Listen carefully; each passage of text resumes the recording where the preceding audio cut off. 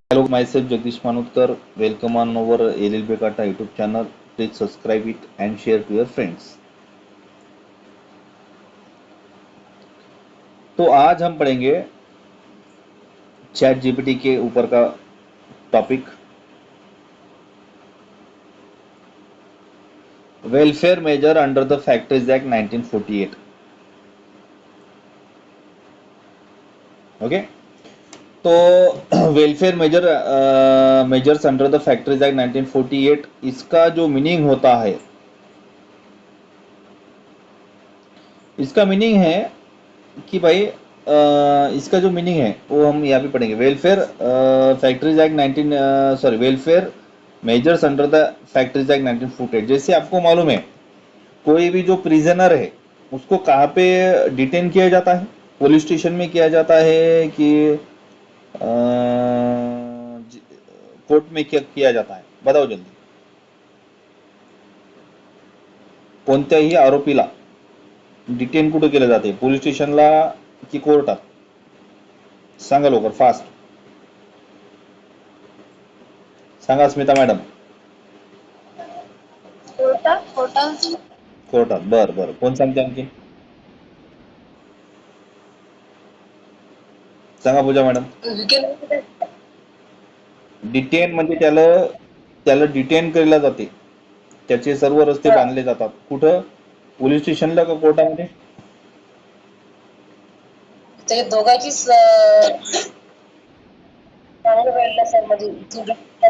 होतं डिटेन केलं जाते. त्याला डिटेन कुठं केलं जाते? कोर्ट.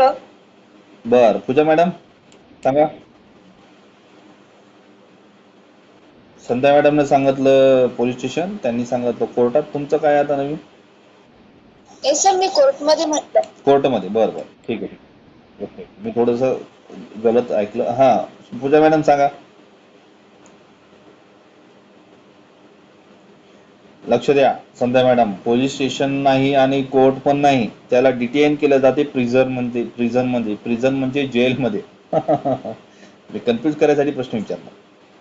डिटेन म्हणजे काय? त्याला रोखणे, त्याला त्याला याच्यात ठेवणे, म्हणजे त्याला त्याचे रस्ते रोखणे, त्याचं डिटेन केलं. आपण जसं म्हणतो ना, याला डिटेन केलं म्हणजे याला बंदिस्त केलं. बंदिस्त कुठं करतात मग? पोलीस स्टेशनला करतात का कोर्टात करतात मॅडम? संध्या मॅडम. पोलीस स्टेशन मध्ये त्याच्यावर गुन्हा दाखल होतो.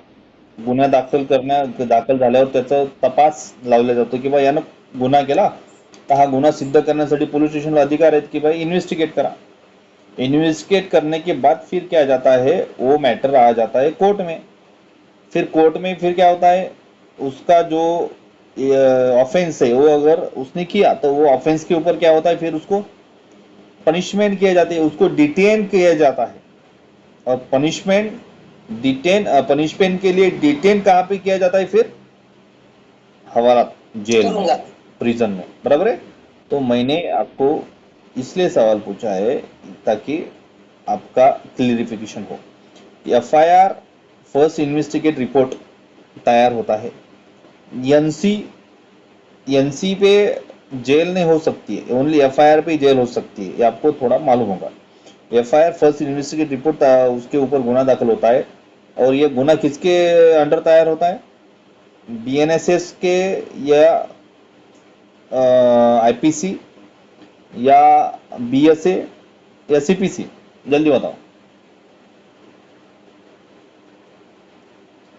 जल्दी फास्ट.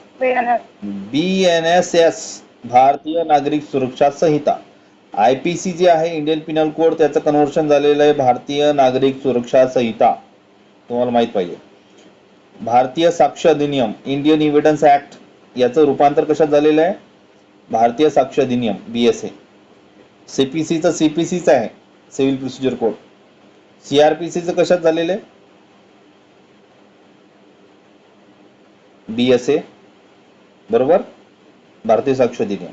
हाँ, तो देखो welfare measure under the factories act. तुमचा जो पहिला क्वेश्चन होता ना, हा, डिटेन, तर त्याला लॉकअप मध्ये कशाला टाकायला लागतं? पोलीस स्टेशनमध्ये बराबर पण आहे, बराबर इन्व्हेस्टिगेशन होऊ शकते ना. है, राइट राइट, वेरी गुड। तो इसका जो आंसर है वो है कि जब पुलिस स्टेशन उसको अरेस्ट करते हैं तो अरेस्ट करने के बाद उसने फिर से गुनाह नहीं करना चाहिए, इसके लिए उसको 1 दिन के लिए हवालात में बंद किया जाता है मैडम।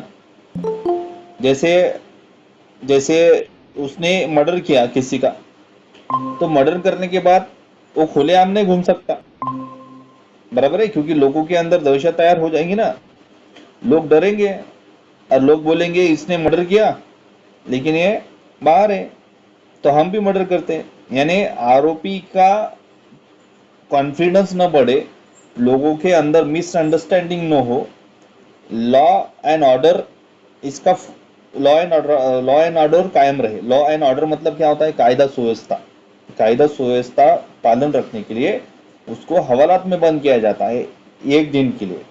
उसके बाद उसको कोर्ट में पेश करते हैं, कोर्ट में पेश करने के बाद उसको रिमांड में लेते हैं, 7 दिन की रिमांड रहती, मालूम है? कस्टडियल रिमांड कितनी रहती है? 7 या 14 दिन की, आपको मालूम होगा ना पूजा मैडम? तो 7 या 14 दिन के अंदर ही वो पुलिस स्टेशन को इन्वेस्टिगेट करना पड़ता है। अगर 14 दिन के 15 दिन भी हो गई तो उसको फिर जेल क्या न्यायाधीश क्या बोलते हैं, इसको तुम रिहा करो, इसको तुम रिहा कर डालो, क्योंकि इसके ऊपर पुरावा ही नहीं सिद्ध हुआ ना, कोई एविडेंस ही नहीं हुआ, तो इसको क्या करो, आप रिलीज करो, बेल दे दो, बराबर है। 7 दिन या 7 से 14 दिन में ही उसको कस्टडियल रिमांड में रखते हैं। तो उस व्यक्ति ने आरोप न फिर से गुनाह न करे या लोगों के अंदर लॉ एंड ऑर्डर के ऊपर का भरोसा न उठे, इसके लिए उसको 1 या 2 दिन के लिए डिटेन किया जाता है पुलिस स्टेशन में, लेकिन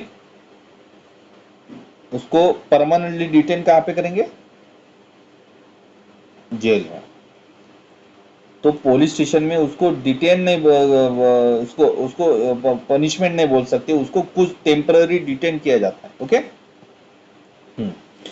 तो जिस प्रकार से प्रिजन में आरोपियों को सुविधाएं मिलती है, आपको मालूम है? कोई भी आरोपी मर्डर करता है, मर्डर करने के बाद उसको पुलिस स्टेशन में लिया जाता है, पुलिस स्टेशन में से उसको कहाँ भेज दिया जाता है? प्रिजन में। और प्रिजन में फिर क्या किया जाता है? उसको किस प्रकार से सुविधाएं दी जाती है ये आपको सबको मालूम है। उसको खाना अच्छा दिया जाता है, उसको कपड़े अच्छे दिए जाते हैं, बराबर है। ब्रिटिशों का काल गया, ब्रिटिशों में क्या था? लोग मारते थे, बराबर है। अंग्रेज लोग प्रिजन के साथ दुर्व्यवहार करते थे, लेकिन अभी वैसा नहीं किया जाता है। तो उसी प्रकार से जो लोग वर्किंग करते हैं फैक्ट्री में, तो उनको भी अच्छी सुविधाएं दी जाती है। वेलफेयर मेजर मतलब अच्छी सुविधाएं। अच्छी सुविधाएं कौन कौन सी दी जाती है? मराठी में बोलेंगे कल्याणकारी उपाय, हिंदी में अच्छी सुविधाएं, या जो सुविधाएं उसको दिए जाती है तो उसके लिए फायदेमंद रहती है, कल्याणकारी फायदे, बराबर है। तो कौन कौन से वेलफेयर मेजर है ये अभी हम पढ़ेंगे। 1948 में एक्ट बना, मतलब ब्रिटिश के 1 साल के बाद, ब्रिटिश जब गए तो उसके 1 साल ही कायदा बना। सबसे पहले होना washing facilities, proper and clean washing facilities must be provided for the worker.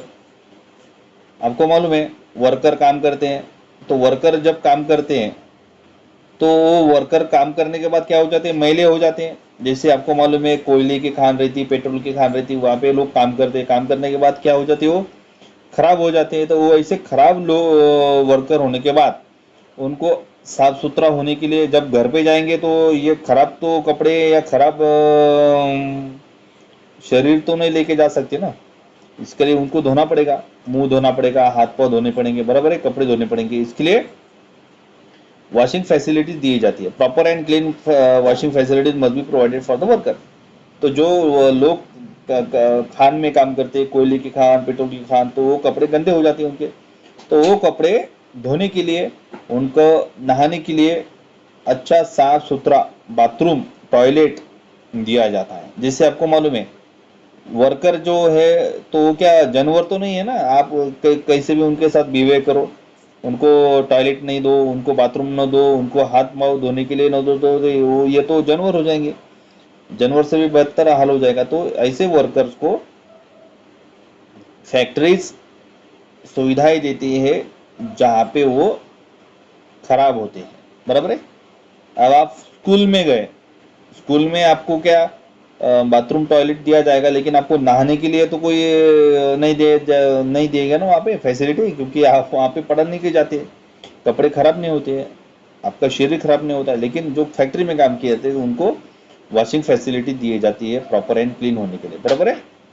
Next, storing and drying clothes facilities for keeping and drying workers others हाँ sorry, clothes, storing and drying clothes facilities for making and drying workers clothes. तो जो worker काम करते हैं factory में, तो उनके जो कपड़े रहते हैं, storing and drying clothes facility to keeping and drying workers clothes. देखो, जो लोग फैक्ट्री में काम करते हैं तो फिर उनको कपड़े कैसे होना, keeping and drying workers others, मतलब उनको कपड़े ड्राई किए जाते हैं, उनको धोने के लिए भी जगह दी जाती है, उसके साथ साथ उनको ड्राई करने के लिए भी जगह दी जाती है। स्टोरिंग एंड ड्राइंग क्लॉथ, जैसे कि आपको मालूम है, हम जब कोर्ट में काम करते हैं तो वकीलों को एक ये दिए जाती है, क्योंकि वकील भी क्या एक वर्कर ही है ना। और जो जहाँ पे काम करते हैं वो क्या हो गई, फैक्ट्री क्या हो गई, एक प्रकार का कोर्ट हो गया। Court is one kind of factory, जहाँ पे वो एडवोकेट्स वर्कर के जैसे काम करते हैं। तो हमको पानी दिया जाता है, कपड़े ने हमारे जो कोट है वो रखने के लिए एक अलमारी दी जाती है, या एक ऐसा एक ये दिया जाता है जिसके अंदर हम अपने बुक्स रख सके। तो उसी प्रकार से जो वर्कर काम करते हैं, तो वर्कर के कपड़े गंदे होंगे, फिर उसको धोएंगे, धोने के लिए सुखाने के लिए जगह दी जाती है, बराबर है। उनको नहाने के लिए जगह दी जाती है, वो कपड़े सुखाने के लिए जगह दी जाती है, उनके बच्चों के कपड़े सुखाने के लिए जगह दी जाती है, उसको बोलेंगे स्टोरिंग एंड ड्राइंग क्लॉथेस, ठीक है। उसके बाद नेक्स्ट फैसिलिटी क्या है, facility for sitting, suitable sitting arrangements of the worker who work standing. जैसे आपको मालूम है कि भाई वकील लोगों को बैठने के लिए अच्छी से चेयर दी जाती है, आरामदायी चेयर, है ना। उसी प्रकार से जो लोग काम करते हैं फैक्ट्री में वर्कर, तो उनको बैठने के लिए भी अच्छी सीटिंग दी जाती है, अरेंजमेंट अच्छी रहती है for the worker who work standing. जो लोग खड़े होके काम करते हैं, खड़े मतलब ऐसा तो आदमी नहीं रहेगा जो 18 घंटे खड़ा रहेगा, 8 घंटे खड़ा रहेगा, या 2 घंटे खड़ा रहेगा, उसको कभी ना कभी तो बैठना ही पड़ेगा ना। तो जो लोग खड़े होके काम करते हैं तो उनको बैठने के लिए की भी अरेंजमेंट है। जैसे आपको मालूम है, बहुत से स्कूल में जो बच्चे पढ़ते हैं तो उनको पढ़ाने के लिए जो टीचर रहते हैं, तो टीचर के लिए कुछ कुछ स्कूल में क्या रहते, चेयर नहीं दी जाती। जैसे मैं बहुत स्कूल में काम किया, मैंने तो मैं जब काम करता था तो मेरी चेयर निकाल लिया जाती थी वहाँ से, चपरासी के हाथ से। तो मैं क्या मशीन नहीं हूँ, मैं 8 घंटे तो खड़ा नहीं रह सकता ना, मुझे बैठना तो जरूरी है ना किसी भी इंसान को। तो जो वर्कर काम करते हैं तो उनको बैठने के लिए सीटिंग अरेंजमेंट दी जाती है कि भाई आप काम करो, और काम करने के बाद यहाँ पे आके आराम से बैठो, और बैठने के बाद फिर से आप काम करो, ठीक है। आदमी मशीन नहीं है, वो भी थकता है, तो उसके लिए सीटिंग अरेंजमेंट दी जाती है। उसके बाद नेक्स्ट उपाय, first aid appliance, first aid boxes with the necessary medicine in the factory. जैसे आपको मालूम है, स्कूल में जो बच्चे रहते हैं तो उनको फर्स्ट एड अप्लायंस रहते हैं स्कूल में, हर स्कूल में फर्स्ट एड अप्लायंस रहते हैं। जैसे कि कोई भी बच्चा अगर गिर गया है तो उसको मलहम पट्टी करने के लिए फर्स्ट एड रहता है। आप स्कूल में जाओ, आज आप बैंक में जाओ, बैंक में भी फर्स्ट एड रहता है। उसी प्रकार से फैक्ट्री में अगर आग लग गई, आग में अगर कोई लोग जल गए तो उनको जले हुए को मलहम पट्टी करने के लिए नेसेसरी मेडिसिन फैक्ट्री में रहती है। अगर किसी वर्कर को चक्कर आई, किसी वर्कर को फिट आया, किसी वर्कर को बुखार आया, किसी वर्कर का पेट दुख रहा है, उल्टी हो गई, तो ऐसी मेडिसिन रहती है। या कोई वर्कर काम करते करते नीचे गिर गया, उसका सिर फट गया, तो ऐसे तो उसको हम इतनी निर्दयी नहीं हो सकते ना, भी उसको हम गिर गया ना तो ठीक है तुम दवाखाने में जाओ और तुम्हारा देखो, ऐसा तो नहीं हो सकता। अगर फैक्ट्री में कोई नीचे गिर गया तो उसकी मलहम पट्टी वहाँ के फैक्ट्री को ही करनी पड़ती है, बराबर है। तो बहुत से फर्स्ट एड बॉक्सेस रहते हैं ताकि वो अच्छे से काम कर सके, और कुछ अगर दुखापत हो गई तो उसको वो उसमें से वो अच्छे से बाहर निकले, ठीक है। उसके बाद में कैंटीन, फैक्ट्रीज विद द 250 और more worker must provide a canteen.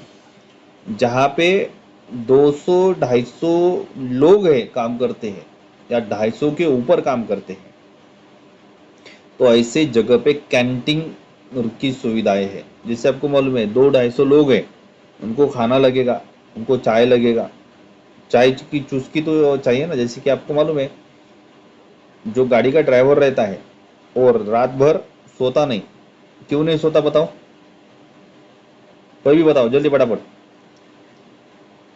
बताओ विवेक सर। अगर मैं ड्राइवर हूँ, मैं गाड़ी चलाऊँ रात भर, लेकिन मैं एक चैन की नींद भी नहीं लेता, या मेरे आंखों की पट्टी, मेरी आंखों की जो ये वो भी नहीं होती, मुझे डुलकी नहीं लगती मराठी में, क्यों नहीं लगती डुलकी बताओ, जल्दी बताओ, टाइम नहीं अपने पास। डुलकी इसके लिए नहीं लगती सर हाँ आपको, हाँ क्योंकि आपका काम में जाने की फैसिलिटी भी आपको दी जाती है बराबर। हाँ हाँ, ठीक, बराबर है, वेरी गुड। और कौन बताएगा, बताएगा कोई, ड्राइवर को डुलकी क्यों नहीं लगती बताओ जल्दी फटाफट। ड्राइवर को इसके लिए डुलकी नहीं लगती क्योंकि वो हर घंटे में रुकता है और चाय पीता है, ये अक्सर चाय पीता है वो हर 1 घंटे के बाद, सर और चाय पीने के बाद उसकी नींद उड़ जाती है, फिर और 1-2 घंटे के बाद चाय नाश्ता कुछ ना कुछ पीता रहता है, इसके लिए उसको नींद नहीं लगती। तो उसी प्रकार से कोई अगर फैक्ट्री में वर्कर है, ड्रायव्हर लोक हाँ कमी जेवण करतात ते. हाँ खाना कम खाते हैं, बराबर है, लेकिन चाय ज़्यादा लेते हैं मैडम, क्योंकि चाय के वजह से उनकी नींद उड़ जाती है। तंबाकू खाते हैं, चाय पीते हैं, गाने जोर जोर से सुनते हैं। मैं बहुत बार गया पुणे मुंबई, तो मैंने जो ड्राइवर देखे ना वो इसके ट्रैवल के, वो रात भर गाना सुनते हैं, इतना आवाज़ बढ़ा देते कि वो उसको किसी को सुनाने दे और बंद कर देते हैं कैबिन, तो इसकी वजह से उसको नींद नहीं आती है, चाय है ना। तो उसी प्रकार से अगर कोई वर्कर थक गया है, उसको चाय लेने की आदत है, तो वो चाय ले सकता है। कोई किसी वर्कर ने टिफिन नहीं लाया तो वो फिर वो नाश्ता कर सकता है ना। किसी वर्कर को अगर गर्मी हो रही है तो वो ठंडा पी सकता है। मतलब वर्कर को खाने के लिए पीने के लिए कैंटीन की सुविधाएं बनाई गई है हर फैक्ट्री में, 250 के ऊपर या 250 अगर होंगे तो वहाँ पे, ठीक है। उसके बाद में क्या है, shelter and rest rooms, factories with 150 और more workers must provide rest rooms and lunch rooms. आपको मालूम है जब जहाँ पे स्कूल रहती है तो स्कूल में बच्चे पढ़ाने के लिए जो टीचर रहते हैं उनको एक रूम दी जाती है, स्टाफ रूम। स्टाफ रूम में क्या होता है, सभी स्टाफ बैठते हैं और फिर वो खाना, है ना, उनके आराम या पढ़ना, इसके लिए वो एक स्टाफ रूम दिया जाता है। उसी प्रकार से फैक्ट्री में भी शेल्टर एंड रेस्ट रूम रहती है जहाँ पे वर्कर रेस्ट करते हैं अपना काम होने के बाद, और खाना खाते हैं रेस्ट रूम में या लंच रूम में, है ना। इसके वजह से क्या हो सकता है, उनका बॉन्डिंग अच्छा रहेगा, लोग एक दूसरे के साथ बात करेंगे और काम में मन लगेगा। ये तो सभी अकेला अकेला अकेला खाएगा, कोई पेड़ के नीचे, कोई पेड़ के ऊपर, कोई बालकनी में, कोई बालकनी के ऊपर, कोई खंबे के नीचे कोई खाना खा रहा डायरेक्ट बिल्डिंग के ऊपर जाके, तो इस प्रकार से उनकी बॉन्डिंग नहीं बनेगी ना। हम पास में बैठेंगे, पास में खाएंगे तो बॉन्डिंग बनेगी, बॉन्डिंग बनने के बाद काम अच्छा बढ़ेगा, पहचान होगी, है ना। तो इसी प्रकार से लंच रूम और रेस्ट रूम दिए हुए रहते। जैसे कोई 8 घंटे काम हो गया 8 घंटे के बाद उसको अगर 1-2 घंटा सोना है तो वो वहाँ पे सो सकता है, या कोई किसी की नाइट शिफ्ट है बराबर 11 से 6 बजे तक, तो ऐसा कोई इंसान तो नहीं कि भाई 11 से 6 एकदम बैठा रहेगा और उसको जरा से भी नींद नहीं आएगी। रेस्ट रूम में जाके वो 1-2 घंटा रेस्ट कर सकता है, फिर से वो काम कर सकता है, फिर से नींद ले सकता है, लंच ले सकता है, खाना अगर हो गया, कोई चाय अगर है, तो सभी तरह की फैसिलिटीज यहाँ पे दी हुई रहती है, जहाँ पे 150 या 150 से ज़्यादा वर्कर हो, रेस्ट रूम और लंच रूम। ठीक है, उसके बाद में क्या है, क्रीचर्स फैक्ट्रीज विथ 30 और more women worker must provide child care facilities. मैंने इसको इसके पहले भी आपको बोला है, चाइल्ड केयर फॅसिलिटीज म्हणजे बालगृह, बालगृह जिथं सुधारण्यासाठी नाही, केअर करण्यासाठी तिथं लोक असतात। केअर म्हणजे काळजी घेण्यासाठी, त्याला उसको मराठी में क्या बोलते हैं, निवारा नहीं, बाल संगोपन केंद्र। हा, बाल संगोपन केंद्र, संगोपन म्हणजे जिथं लहान मुलांना सुधारलं गेलं नाही जातं तिथे त्यांचं संगोपन केलं जाते, म्हणजे त्यांना चांगल्या प्रकारचा आहार, चांगल्या प्रकारचं त्यांना वातावरण, चांगल्या प्रकारची सुविधा त्यांना दिली जाते, जसे की पाणी, जेवण है ना, आरोग्य सुविधा, स्वच्छता। कारण वर्करचे पण मुलं हे त्यांची जीवाच्या आड असतात, बरोबर आहे। जर तुमच्या कंपनीत जर लोक काम करत असतील, मजूर लोक, तर त्यांचे पोरं काय, त्यांना काही मुलं असतील तर ते त्यांचा काय जीव नसेल का त्यांच्या, म्हणजे आपण त्यांच्या मुलांना कुठे ठेवू शकतो का, धोक्याच्या ठिकाणी, जसं की बांधकाम चालू आहे तिथं मुलं खेळत आहेत, खेळता खेळता एखादं पडलं खड्ड्यात, किंवा एखाद्या मुलाच्या डोक्यात वीट लागली, किंवा एखादा मुलगा सिमेंटमध्येच सिमेंटच्या याच्यामुळे पोत्यामुळे वारला, किंवा एखाद्या मुलानं उडी खाल्ली वरून, तर त्याला जबाबदार कोण राहणार, बरोबर है। तो ऐसे जो बच्चे हैं वर्कर के, तो देखो कोई भी छोटे बच्चे घर पे रख के तो माँ बाप नहीं आ सकते ना, 1 साल का बच्चा, 2 साल का बच्चा या 5 साल का बच्चा, वो तो उसके साथ ही रहेगा। तो ऐसे बच्चों के लिए जहाँ पे 30 या उससे ज़्यादा वुमन वर्कर है, 30 या 30 से ऊपर ज़्यादा महिलाएं अगर होंगी, तो वहाँ पे चाइल्ड केअर फॅसिलिटीज दी जाते, मतलब बाल संगोपन केंद्र। बाल संगोपन केंद्रामध्ये कंपनीचे लोक, ज्यांचं फक्त एकच काम आहे किंवा या मुलांवर लक्ष ठेवा, तुम्ही बाकी कोणतंच काम करू नका, फक्त मुलांवर लक्ष ठेवा, तर त्यांच्यासाठी चाइल्ड केअर फॅसिलिटी दिली जाते, लहान मुलांना सांभाळण्यासाठी। ठीक आहे, मग ते काय करतील, त्यांचं जेवण करतील, त्यांना पाणी देतील, लहान लेकरं असतील झोक्यातले तर त्यांना ते झोपू घालतील, ह्या सगळ्या प्रकारच्या फॅसिलिटी त्यांना दिल्या जातील। नंतर आहे वेलफेअर ऑफिसर्स, फॅक्टरीज विथ 500 और more worker must appoint welfare officers.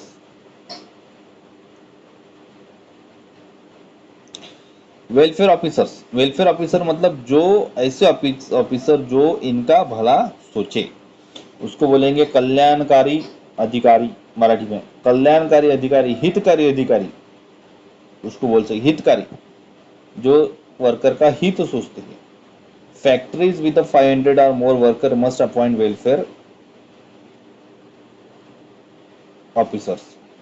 500 या 500 ज़्यादा जहाँ पे वर्कर है तो वहाँ पे वेलफेयर ऑफिसर्स नियुक्त किए जाए। अब वेलफेयर ऑफिसर क्या करेंगे, उनको बताएंगे कि भाई कामगारों की कौन सी योजनाएं हैं, जैसे आपको मालूम है कामगार कार्ड, कामगार कार्ड अगर हमने निकाला तो आपके बच्चों को शिष्यवृत्ति मिलती है, आपके बच्चे को भी अच्छे स्कूल में दाखला मिलता है, आपके बच्चे भी आगे बढ़ सकते हैं, बराबर है।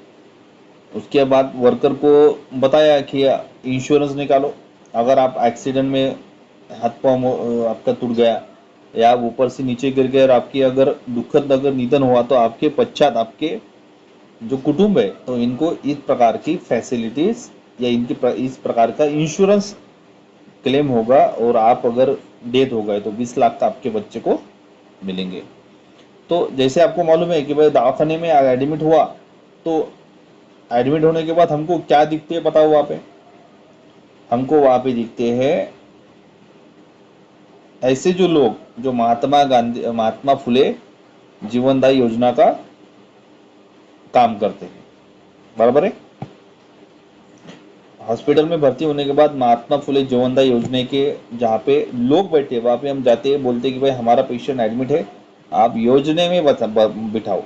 योजना में बिठाओ मतलब क्या होता है, पूरा खर्चा गवर्नमेंट उठाती है। तो उसी प्रकार से वेलफेयर ऑफिसर क्या करते हैं कि आपके कामगारों के बच्चे को क्या क्या फैसिलिटीज देती है गवर्नमेंट, कौन सी योजनाएं गवर्नमेंट आपके बच्चों को देती है, आपके वाइफ को देती है, आपको देती है, तो उसके बारे में बताने के लिए वहाँ पे वेलफेयर ऑफिसर रहती है। सिर्फ लिमिटेशन क्या है, 500 या 500 ज़्यादा वहाँ पे वर्कर होना जरूरी है। ठीक है, तो in this way this welfare measures topic is complete. If you like this video, please share to your friends and subscribe the channel, and in this way good night, goodbye, see you.